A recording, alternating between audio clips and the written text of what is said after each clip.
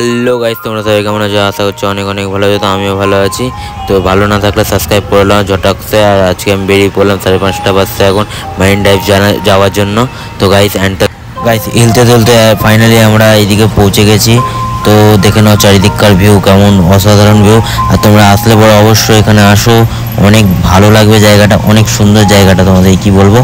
তো গাইস, আর এখানে শুধু মারিন ড্রাইভ বলে জায়গা আছে সেটা না, এখানে অনেক রকমের জায়গা আছে, নতুনত্ব আরও ব্লগ আসবে।